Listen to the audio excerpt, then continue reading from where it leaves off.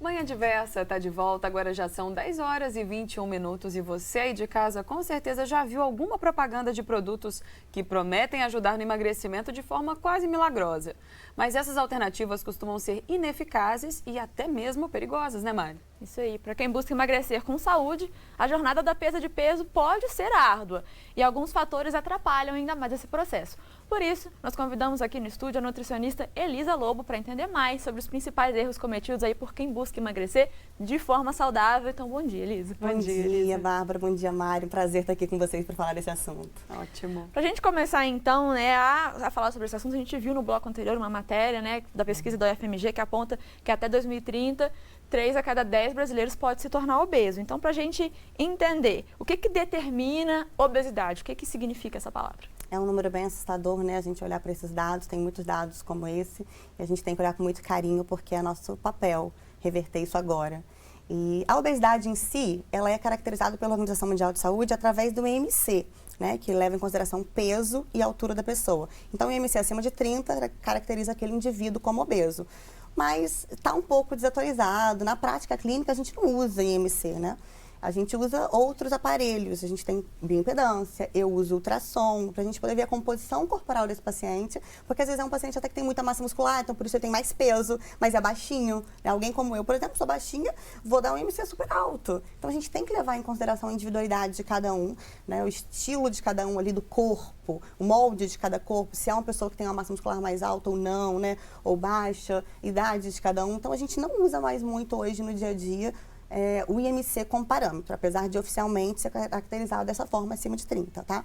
Mas a gente sabe que tem outros fatores, né? Além desse, o peso sim, mas a composição. Se está com muita gordura visceral, gordura abdominal, se está com muita gordura corporal, percentual de gordura muito elevado. E aí sim a gente vai olhar para esse paciente e tratar da devida forma. Então precisa analisar caso por caso. E isso por conta dessa questão também, tanto da composição corporal, como eu falei, como de altura, né? Sim. Senão, às vezes você pega um fisiculturista, mas ele tem muito peso. Se você levar em consideração peso e altura, você fala, nossa, o paciente é obeso ou sobrepeso, mas não pode ser assim, né?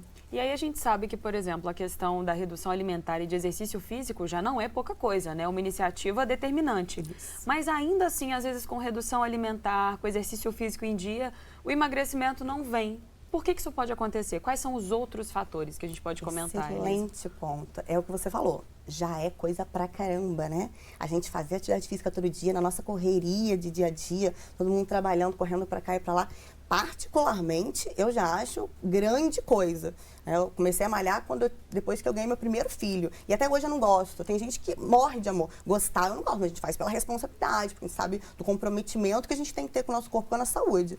Mas não é fácil manter aquela rotina de atividade física e de alimentação saudável. Então, se a gente está falando de uma pessoa que já tem uma rotina dessa, já tem meio caminho andado. Já é acima da média. Né? Completamente acima da média e com certeza já é um indivíduo um pouco mais saudável, né? Mas claro que a gente vai ver pessoas que vão falar isso. Nossa, mas eu faço atividade física, eu como bem e não tem resultado. Ou estagnei no meu resultado. E isso é porque quando a gente fala de resultado, de emagrecimento, a gente tem muitos fatores por trás disso. A gente tem que avaliar se esse indivíduo é homem, mulher, se está na menopausa, por exemplo, tem uma queda hormonal que tem que levar em consideração. Se é um indivíduo que está com alguma alteração endócrina, alguma alteração hormonal. Se, por exemplo, for alguém que tem um problema da tireoide, né, que não é um motivo para não perder peso, mas que a gente tem que ter um cuidado diferenciado com esse indivíduo, algum outro tipo de doença de base, se está com alguma carência de nutriente, uma intoxicação por metal pesado, pode estar alterando todo esse metabolismo, esse indivíduo pode estar inflamado, apesar de estar comendo saudável por alguns outros fatores, né, como a própria intoxicação, ele pode estar com o corpo inflamado e um corpo inflamado não é um corpo que responde bem ao resultado. Então, às vezes, você está fazendo muito, mas está tendo pouco. Às vezes até tem resultado, mas é pouco, né? E a minha missão é realmente ir quebrando tudo que está te atrapalhando e arrumando a casa para a gente poder chegar num resultado bacana. Porque também ninguém quer ter pouquinho resultado. Acho que tudo que a pessoa busca é o resultado, para ela se sentir bem, mais bem disposta, mais saudável. Se a gente está falando de obesidade, perdendo peso. Elisa, então, só para a gente deixar claro, não é só a redução alimentar e o exercício físico, mas é também, né? Então, a redução alimentar e o exercício físico é a base de tudo. É uma base, né? Algumas pessoas me perguntam muito, mas eu tenho que fazer atividade física? Olha, ter que é muito relativo. Você consegue emagrecer sem fazer. Pode emagrecer muito. mas a gente tem que entender que esse casamento é um casamento muito perfeito, que o nosso corpo, primeiro que é uma máquina, né? Que não foi feita para ficar parada. Como é que você deixa parada? Vai dar um problema nas engrenagens. Então, vai dar algum problema, vai enguiçar em algum momento. Não foi feito para o sedentarismo, ainda mais sedentarismo de hoje em dia, né? Que a gente tem aí com tanta comodidades. E, além disso, a gente vai melhorar a composição corporal, a gente vai melhorar o metabolismo, a massa muscular, que além de saúde e força física, né? O que dá uma autonomia para uma pessoa de 60, 70, 80 anos? Força física. Se o corpo é forte, ele não tem dor aqui, dor ali, ele consegue se locomover, subir, descer. Qualidade de vida. Qualidade de vida, com certeza. Então, essa força física, não só pelo visual, mas pela qualidade de vida, faz toda a diferença, né? E pelo resultado também, claro. E essa combinação da alimentação saudável e da atividade física é o remédio universal, né? Sempre que a gente convida alguém da saúde para conversar com a gente sobre alguma doença, sobre prevenção de algum problema, esse combo é sempre a primeira coisa que é falada. Então, qualquer pessoa, todo mundo é recomendado, né? Ter uma boa alimentação, fazer atividade física pela nossa saúde, até para pensando a longo prazo no nosso bem-estar, né? E aí, quando a pessoa está tendo todo esse esforço, às vezes, e não leva em conta isso, se ela não está tendo o resultado visivelmente que ela quer, ela fala, porque não vale a pena, né? Desestimula, né? Desestimula, sendo que, gente, vamos continuar, mesmo que às vezes não esteja tendo, às vezes, o resultado que você quer, porque é necessário para o nosso bem-estar. Pode, de repente, procurar outras coisas para ajustar. Olha, eu estou fazendo isso, mas alguma coisa deve estar errado. Como eu falei, que vários fatores que podem estar te atrapalhando, hormonais, endócrinos, metabólicos, carências, intoxicações. Alguma coisa aqui tem que estar te atrapalhando a chegar lá, mas ainda sem dúvida, assim não foi um trabalho perdido, né? De jeito nenhum. Você nunca vai perder por estar comendo bem e fazendo atividade física. Você não faz ideia do quanto de coisa que você está prevenindo, quanto problema você está prevenindo. É porque a gente não valoriza a prevenção. Porque você não teve, você não sabe. Mas e se eu não tivesse feito? E se eu não tivesse esse tempo todo na academia? E se eu não estivesse comendo bem? O que será que poderia estar acontecendo com o meu corpo hoje? Exatamente. Uma coisa que a gente negligencia muito também, muitas vezes, é o consumo de água, que é fundamental para a vida, né? Mas no processo de emagrecimento, a água também contribui? Olha, a água é uma coisa que as pessoas valorizam pouco quando a gente fala de emagrecimento, né? Já tem um consenso de que ela faz bem pra tudo. Tem que tomar porque é saudável, tem que tomar muita água. Todo mundo sabe disso, né? Não tem ninguém que não saiba disso. Mas quando fala de emagrecimento, ninguém entende o tamanho da importância dela. Porque parece uma coisa tão simples. É simples, mas muda tudo. Toda vez que a gente está no processo de emagrecimento, a gente está quebrando moléculas de gordura. Processo que chama lipólise. Toda vez que a gente quebra uma molécula de gordura, a gente gasta uma molécula de água. Então, o nosso corpo, ele naturalmente desidrata. A gente tem uma perda de água ali. Tá? Que é um processo natural do emagrecimento. Só que se você não bebe água o suficiente, aliás, deveria beber até mais nesse processo, né? Se você não bebe água o suficiente, seu corpo começa a entrar no processo de desidratação leve. E isso vai trazer vários malefícios. Dor de cabeça, sudorese, vai sentir fraco. Nossa, me sentindo fraco, mas tô comendo tão bem. Não é por isso, é porque você está desidratando, está bebendo pouca água. E aí o seu corpo também pode entender que, olha, esse processo de emagrecimento não está sendo benéfico. Está me trazendo malefício, não posso hidratar. Né? A desidratação a longo prazo é uma coisa muito séria para o corpo. Então, ele começa a desacelerar o metabolismo para tentar evitar essa perda de peso. Então, seu corpo joga contra você mesmo. Então, é uma coisa tão simples como beber água, gente. Eu sempre falo, é muito mais fácil beber água do que colher os malefícios de não beber. Tanto para a saúde, para o intestino, para a pele, para a saúde renal. E vamos evitar esse retrabalho, né? Nossa aguinha aqui já está garantida. E quem está preocupado também, Mari e Elisa, com essa história de água é o Paulo César, de Betim. Ele mandou a seguinte pergunta, Elisa: como que eu consigo calcular o mínimo de quantidade de água que eu devo beber? Paulo, meu querido, existe uma conta padrão, que ela pode variar de acordo com cada caso, dependendo do paciente, mas a conta padrão é 35 ml de água por quilo de peso. Então, você pega a sua calculadora aí agora, coloca 35 vezes seu peso. Esse é o ideal de água. Ele pode variar. Estou fazendo muita atividade física, estou perdendo muito líquido, estou suando muito, posso aumentar um pouquinho. Eu gosto muito de trabalhar no emagrecimento com 40 ml de água por quilo de peso, por causa do que eu falei aqui agora. Como você tem essa perda natural do processo de emagrecimento, é melhor trabalhar com 40. Mas dependendo do paciente também, se ele é muito obeso, vai dar uma quantidade muito grande de água. Então, você pode trabalhar com o mínimo, né? Porque é de acordo com o peso. E aí, faz essa cálcula aí no celular que você não vai errar. Aí, Paulo, recado dado, então. Isso aí. Outra pergunta relacionada com água é do Leonardo Teixeira, de Sorocaba. Leonardo, muito obrigado pela sua pergunta. Ele pergunta o seguinte: se eu tomar creatina, é verdade que eu devo beber ainda mais água ou isso é mito? Olha, mito, eu adoro falar de creatina, porque todo mundo tem uma questão com a creatina, não sei o que tiraram ela pra Cristo. Bom que a gente A esclarece creatina ela isso. é um aminoácido, é um pedacinho de proteína, tá? Então vamos colocar uma média que as pessoas tomam de 3 a 5 gramas, alguns casos mais, atletas, mas 5 gramas é um pedacinho de proteína, como se fosse o equivalente a um ovo ali em quantidades proteicas. Então não tem tanta proteína assim, a gente não tem que ficar, nossa, meu rim. Não, gente, não tem, tá? Não tem essa relação. E ele tem outros benefícios, não é indicado só para ganho de massa muscular ou para treino, é usado muito em paciente que tem fibromialgia, doenças autoimunes inflamatórias, para melhorar a articulação, fortalecimento. Então ela tem muitos benefícios. A gente usa muito no idoso, porque tem uma perda natural de massa muscular.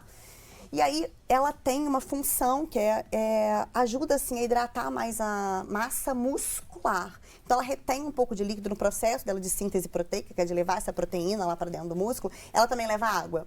Então ela ajuda um pouco a reter líquido na massa muscular. Você não vai ficar inchado. É o músculo que vai, mas é um processo natural, tá? Igual eu falei que aqui no processo de emagrecimento é um processo natural, essa perda, isso é um processo natural do corpo. Então, por isso, recomendo-se beber mais água, porque vai estar levando um pouquinho para lá. Então, se você já é uma pessoa saudável, bebe muita água, ótimo, já tem uma consciência. Se não, vale a pena, assim. Sempre que você colocar tudo que é desidratado também, os pós, os manipulados, as vitaminas, os suplementos, aquilo ali é desidratado, então você tem que reidratar aquele corpo. E você que está acompanhando aí nosso bate-papo, de onde você estiver, seja do trabalho, de casa, quer ter sua dúvida esclarecida, aproveita nosso WhatsApp que está aí na tela. Tem também nosso Instagram, manda sua dúvida que a gente já esclarece aqui, né, ao vivo, com a nossa querida convidada, com a nutricionista Elisa. E seguindo nesse assunto, água ainda. Elisa, a gente sabe que muitas vezes essa conscientização ainda assim não é o suficiente para a gente passar a tomar água. Você tem alguma dica para quem está em casa, no dia a dia, que pode facilitar nessa mudança de hábito? Olha, funciona muito tê-la por perto. A gente está aqui, de preferência a garrafa, porque o copo você vai de gole em golinho, a garrafa está ali. Então, ter essa água sempre perto de você te ajuda a lembrar. Porque muitas das vezes é só porque você está no corre da vida e não lembra, né? Então, ela precisa estar no seu campo de visão. Eu acho que isso ajuda muito, tá? É uma das estratégias. Para mim, funciona muito. Então, no meu consultório, a hora que eu tô lá, de meio-dia às 9 da noite, eu já tenho 2 garrafas sempre como meta, né? Então, sendo que já tomei de manhã, já tomei em casa, na academia. Então, ali funciona para mim. Algumas pessoas precisam mudar o paladar. Às vezes colocar um limão espremido, umas frutas, fazer um chás ao longo do dia, de repente uma forma de beber. Né? Para não ficar só na água. Tem gente que tem dificuldade mesmo com a água, apesar de não ter um sabor, mas tem dificuldade, não gosta. E aí uma água com gás, vai mudando, vai hidratando de outras formas, mas sempre lembrando de colocar água também. Eu lembro até, tem uma grande amiga minha, Elisângela Batista, que ela uma vez falou comigo, ela falou assim, a gente nunca recusa uma água, Bárbara. Então, sempre assim, que você chegar a algum lugar e alguém te oferecer uma água, é a oportunidade que você tem de, às vezes, conseguir colocar aquela água que faltou. Então, assim, né? Adorei. Quando o pessoal oferece água, a gente aceita. A gente aceita. E, ó, próximo bloco, a gente continua conversando com a Elisa sobre perda de peso. E se você que está aí acompanhando o nosso bate-papo tem alguma dúvida, manda pra gente aqui, o WhatsApp tá aí na tela, o Instagram também. E você pode participar ao vivo também pelo YouTube. Manhã Diversa, volta já.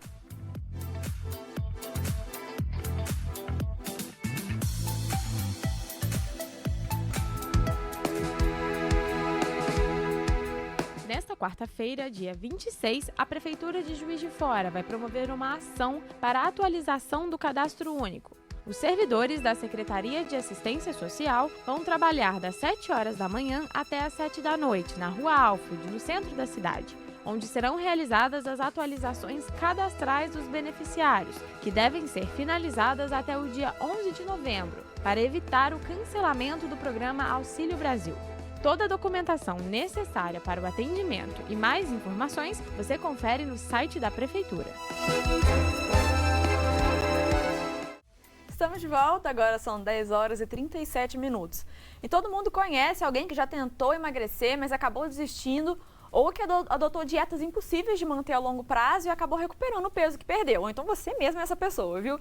Por isso, nós voltamos a conversar sobre emagrecimento e os principais fatores que podem dificultar esse processo com a nutricionista Elisa Lobo, que está aqui com a gente. Elisa, mais uma vez, muito obrigada pela sua participação, por ter vindo conversar com a gente. Obrigada, Mari. No bloco anterior, a gente falou sobre a importância da água, né? E esse assunto tá bombando, porque a gente recebeu algumas perguntas no bloco anterior e chegou mais uma sobre esse tema, né? Então, eu espero que o pessoal esteja bebendo água tanto quanto perguntando sobre aqui no programa. programa. E a pergunta é da Rita de Muriaé e ela quer saber se existe excesso de água, se existe um limite do que você tomar, se você tomar acima dele, se faz mal. Como é que é isso? Ótimo, Rita. Eu gosto de dizer que nada na vida é à vontade, né? Assim, quando a gente se trata do nosso corpo, a gente tem que tomar cuidado com tudo. E eu já vi pessoas que exageravam na ingestão de água, assim. A gente não tem um valor padrão, tá? Mas a gente vai calcular dentro desses ml aí, então às vezes o dobro disso, mais do que isso, pode ser ruim sim para o corpo, sobrecarregar esse corpo.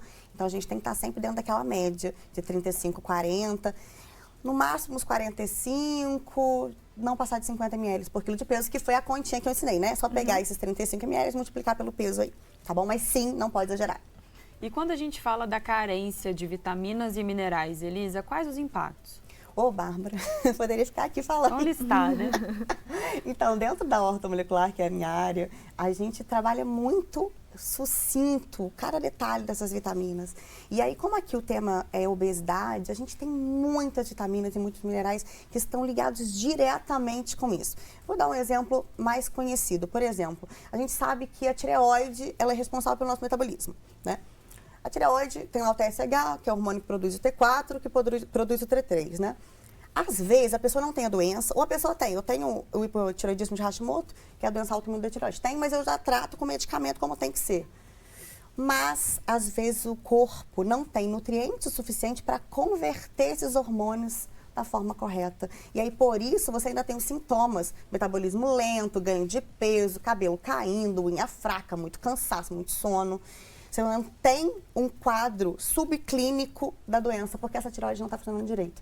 Mesmo que a pessoa não tenha doença, às vezes ela pode só não estar funcionando, sabe? E é um exemplo de várias outras funções do corpo que podem estar prejudicadas de acordo com essas faltas de nutrientes. Né? Algumas outras vitaminas, por exemplo, vitamina D, que está relacionada com vários fatores no nosso corpo, precursor hormonal, a gente fala muito dela para a imunidade, falou recentemente mais por causa do Covid, mas são vários fatores, mas que ela baixa também pode gerar um processo aí que vai atrapalhar o emagrecimento. Então, na hora de determinar essas prioridades, tem que primeiro resolver essa questão da carência para depois analisar de que forma isso está influenciando também na questão da obesidade, né? Mas é algo anterior, né? Uhum. E o paciente obeso, ele já tem uma propensão, por conta do corpo estar inflamado, a não absorver bem as vitaminas. Então, às vezes ele come, está comendo bem ou até está suplementando, mas não está absorvendo tão bem. Então, a gente tem que tratar a questão intestinal desse paciente, porque tem uma desbiose ali normalmente, ou uma alteração da microbiota intestinal, então tem uma boa absorção das vitaminas.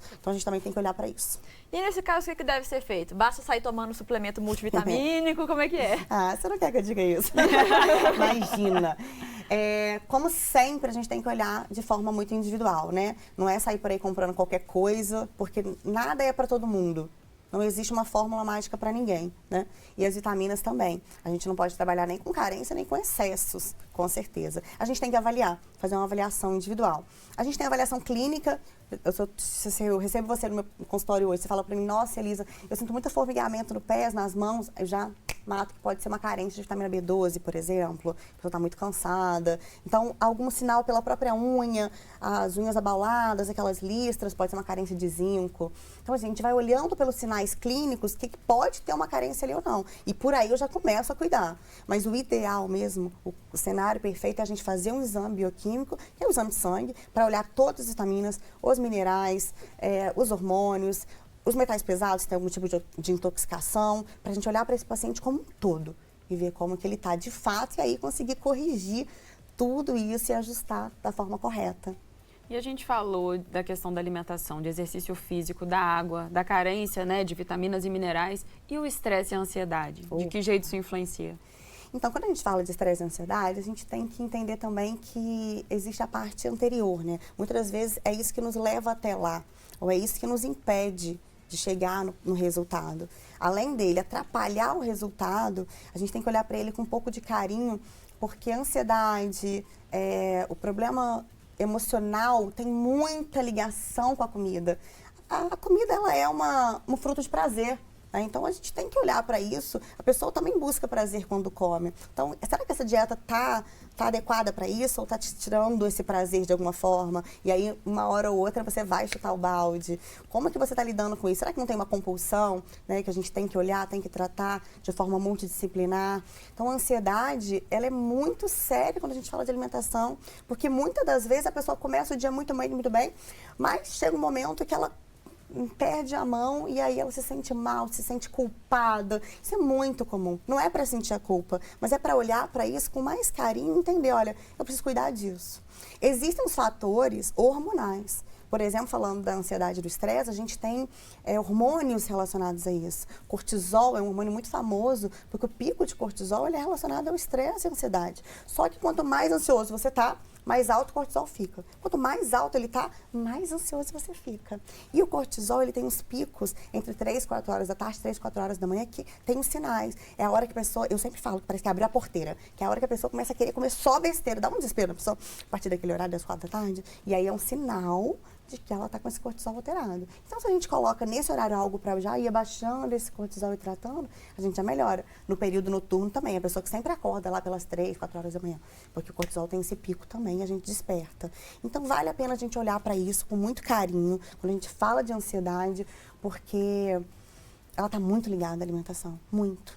E a gente tem uma questão de emocional, né, com a comida, de levar ela para um espaço emocional que não tem problema. O problema é quando isso está invadindo a sua saúde mental. E como você colocou muito bem, né, Elisa? Olhar para essas situações, né, Mari, sem culpa, mas como fonte de informação. Olhar para aquilo e falar, o que eu posso fazer a partir disso? Ok, eu já fiz, eu tive aqui o meu momento, acabei comendo um monte de besteira. Não é para pensar, ai meu Deus, eu não sirvo para isso, nunca mais vou conseguir emagrecer. Ficar chorando leite derramado. Não, a pessoa se sente mal, se sente impotente. Eu não consigo. Não, você consegue. Você não consegue até agora com as ferramentas que você tem. É daí pra frente. Mas se você identificou que existe um problema aqui, então você tem que conhecer esse problema para poder tratar. Exatamente. E a saúde do sono, como que ela entra nessa história?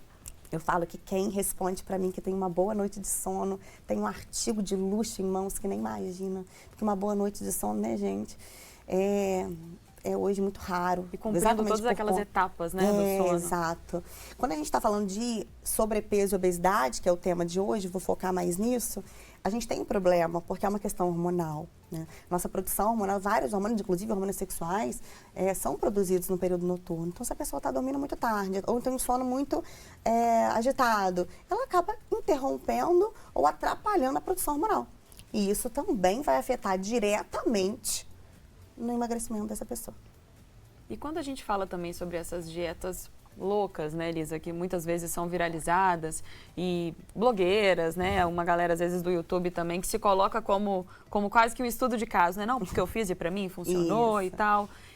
Como é que a gente pode alertar o pessoal e realmente mostrar que é caso por caso, né? Que não existe nada absoluto, não vai existir uma dieta que funcione para todo mundo e, inclusive, né, exigir também responsabilidade de quem se coloca nesse lugar de influência para saber que você não pode influenciar as pessoas, né, de forma irresponsável.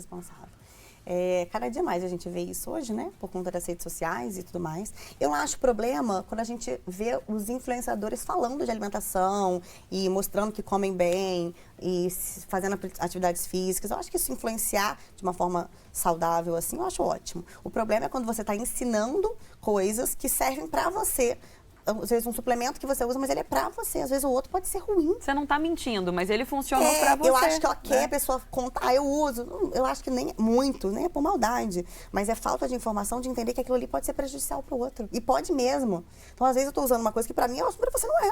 Que você não pode. Às vezes no meu exame de sangue, tô com uma B12 super baixa, a sua tá altíssima. Né? Então, às vezes, eu estou com cálcio muito baixo, o seu está super alto. E isso vai gerar uma calcificação, isso vai gerar um problema de saúde seríssimo para você. Então, eu posso, porque eu estou usando, porque eu olhei meu exame, porque eu vi que para mim aquilo é necessário, mas para você não é. Ah, mas ela está usando, está ótimo. Né? Então, isso é muito sério. Nós somos seres muito únicos. A gente tem que levar em consideração fatores genéticos. Então, dentro da epigenética, da nutrigenética, a gente tem que olhar para isso. Né? Dentro do meu genoma, eu tenho propensões genéticas a tal coisa. E até a carência de vitaminas. Eu sou uma pessoa que tem um fator genético específico, que é uma alteração de um gene meu, onde eu não consigo absorver eu consigo, mas eu não consigo estocar a biotina, que é uma vitamina do complexo B. Então, se eu não tomar sempre, eu nunca vou ter ela boa. E aí, minha unha fica muito fraca. Então, toda fase que eu tô tomando, tô ótima com isso. Quando não tá, começa a cair cabelo. Então, isso é um fator genético. A maioria das pessoas não. De repente, o outro paciente está usando também a mesma quantidade que eu, vai ficar até intoxicado porque tá tomando muito. Porque ele estoca. Diferente de mim. Então, a gente tem que olhar para o ser humano do jeito que ele é, como um ser único. Exatamente. Eu acho que é isso, né? Seguir os bons exemplos quando cabe, ver que a pessoa que você segue tem uma boa alimentação, pratica uma vida saudável. Siga esse exemplo, mas adaptando para a sua realidade, de preferência com a ajuda de um profissional. E a gente recebeu aqui a pergunta da Amanda Gonçalves de Juiz de Fora, que está seguindo essa dica porque ela é paciente da doutora Elisa. E ela quer saber se dá para fazer dieta sem cortar carboidrato, que eu acho que é preocupação de muita gente. Porque, afinal, carboidrato é muito gostoso. A gente fica triste, e o doce, poxa, ela colocou aí também. E doce, isso. Porque aquelas coisas que a gente dá aquela alegria no nosso dia, nós comemos um docinho, comemos um pãozinho, mas afinal, dá pra fazer dieta sem cortar essas coisas? Dá pra continuar sendo feliz? Tem que ser feliz, a minha regra é ser feliz, né? Regra de vida, regra pra dieta, regra pra tudo, tem que ser feliz. Como eu disse aqui, a alimentação é fonte de prazer e não tem problema ela continuar sendo. A gente só tem que entender como fazer isso. Eu sou apaixonada por doce, então eu 1 ou 2 vezes na semana eu me dou a permissão de furar assim com as coisas que eu gosto, né? Eu particularmente, como eu tenho uma doença autoimune da fibromialgia, tenho que tomar um pouco mais de cuidado, porque é um gatilho para minha doença. Mas eu adoro. E meus pacientes, eu combino com eles. Eles vão fazer tantos furos por semana.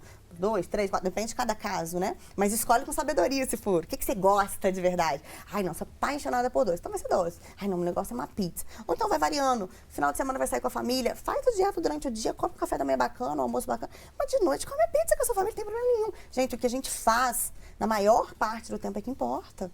Uma vez ou outra não tem problema. O problema é quando a gente sai o final de semana inteiro, de sexta a domingo, comendo, ai, segunda-feira eu volto. Esse é o grande dilema, né? Então, não é esse o problema. E sobre o carboidrato, tá longe de ser um problema, né? De maneira nenhuma. A gente tem fases, dependendo do paciente, a gente vai baixar um pouco o consumo, nunca tirar, mas vai baixar bem o consumo, fazer uma dieta que a gente chama, por exemplo, de low carb, algo do tipo, para tratamento. Se for um tratamento de esteatose hepática, ou de algum paciente que esteja com insulina muito alta, ou um pré-diabetes, diabetes, a gente vai controlar. Tem casos e casos, mesmo assim, não significa que não possa furar. Mas a gente vai controlar sim. Mas não necessariamente. O carboidrato faz bem, gente. Eu, particularmente, fico até de mau humor. Sem minha banana ali na dieta, sem um pouco das coisas que eu gosto. E como então, tudo na vida, né? Os excessos, eles são prejudiciais. E ali, realmente, eu acho que a busca tá nesse equilíbrio. Isso, tá no equilíbrio. E faz parte também que a gente entenda uma coisa importante, que o nosso corpo, ele se adapta a tudo. Tá? Ele se adapta. Então, às vezes, tem uma dieta que ela é maravilhosa. Você fez pra você, eu fiz pra você e você tá lá. Nossa, eu amei essa dieta, tem resultado ótimo, um mês perdi 6, 7 quilos. Ótimo. Só que daqui a 2 meses, 3 meses, você vai acostumar. Seu corpo adapta, então você tem que trocar. Então, ok, de repente você ficar um período comendo menos carboidrato, depois você come um pouco mais. A gente vai brincando com as estratégias. Faz uma estratégia low carb, uma detox, uma cetogênica, uma plant-based, uma low fat maps. A gente vai brincando. Não tem uma que é perfeita. E o paciente tem que se adaptar, tem que se adaptar também, a gente troca. Sabe? Não é uma que é a chave de tudo. É a gente até chegar no resultado. Quando a gente fala de obesidade, para eu poder entregar para o meu paciente 30, 40 quilos que ele quer perder, eu não posso.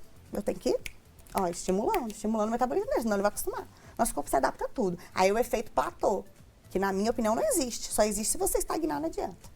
Você parar nela ali. Até porque precisa ser algo que você consiga manter, né? Mesmo que você vá mudando a dieta, como você disse, é um estilo de vida que você precisa conseguir manter. É mudando então, estratégias, mas a base... Não dura uma semana porque tá ali sofrendo porque não pode comer doce, não pode comer carboidrato. Como é que vai conseguir manter? É disfuncional, né? Disfuncional e desestimulante, porque você não tá feliz com aquilo. Ai, meu Deus, tem que comer aquela sopa que eu não gosto. Ai, tá alface e peito de frango, eu faço peito de frango. Imagina, gente. Imagina, não é assim. Elisa, então se a gente pudesse dar uma dica para quem está em casa sobre aquela, apesar da gente ter falado aqui também toda a entrevista, que não existe algo absoluto, né? Caso por caso. Mas assim, para a gente começar da melhor forma possível, qual seria aquela equação assim perfeita e aqueles amparos profissionais? Quem é legal a gente ter com a gente profissionalmente falando nessa empreitada da perda de peso? Ô, Bárbara, se você descobrir a equação perfeita, você me conta. Eu te conto, tá? Porque eu vou ficar rica, vai ser maravilhoso. Mas como a gente falou muito bem aqui, não existe uma equação perfeita, cada caso vai ser um caso, é um cuidado de tudo isso, né? De quem é você, do seu peso, da sua idade, das suas questões emocionais, do seu dia a dia, da sua correria de dia a dia, se você consegue treinar, se não consegue, quantas vezes na semana, qual treino você faz, se você tem alguma carência de nutrientes, se tem um problema de saúde, se você tem alguma disfunção hormonal, se você está com algum problema metabólico, quem é você? Aí, então, a gente consegue montar uma estratégia para você, né? E aí, com relação a quais profissionais, primeiro que eu falo sempre é a terapeuta, né? Eu sempre me pergunto como que o mundo lá fora sobrevive sem. Eu também não sei. Eu não sei, porque, olha, a gente que faz já não é simples. Já não é simples, né? Então, você imagina que ele tá fazendo a gente é para enlouquecer mesmo, né? Então, assim, cuida do emocional, porque o corpo físico e o emocional a gente não consegue separar. Ó, tá aqui, então a gente tem que cuidar de todos os lados, tá? E além disso, vai depender de cada caso, o que o paciente precisa de acompanhamento, se tem alguma doença específica ou não. Mas se for necessário, um endócrino ou algum cardiologista, aí vai ser de acordo com o paciente, né? Mas o médico ali, para que eu troque figurinha, para que eu converse com esse médico, para que a gente trabalhe em equipe, né? E vá tratando esse paciente. Obrigada, viu? Elisa Lobo, nutricionista. Eu acho que se tem uma palavra, uma expressão que reúne tudo que a gente falou aqui, é realmente a importância dessa autoinvestigação e desse autocuidado, né? Obrigada, viu, pela sua presença. Obrigada, meus amores. Foi um prazer estar aqui. E a mensagem que eu quero deixar para você que está em casa é: olha para esse corpo com mais carinho, entenda que você é um ser único, mas entenda também que é possível. Se você tentou de tudo, talvez nem tenha sido tudo, mas você merece esse cuidado. Você não pode desistir de você. Recado dado, e se você também está nessa jornada aí de emagrecimento ou simplesmente quer adotar uma alimentação mais saudável, fica ligadinho no Manhã Diversa, porque no próximo bloco o chefe Arthur Veloso vai ensinar mais uma receita deliciosa e super saudável no Bora Rangar. O intervalo é rapidinho e a gente já volta.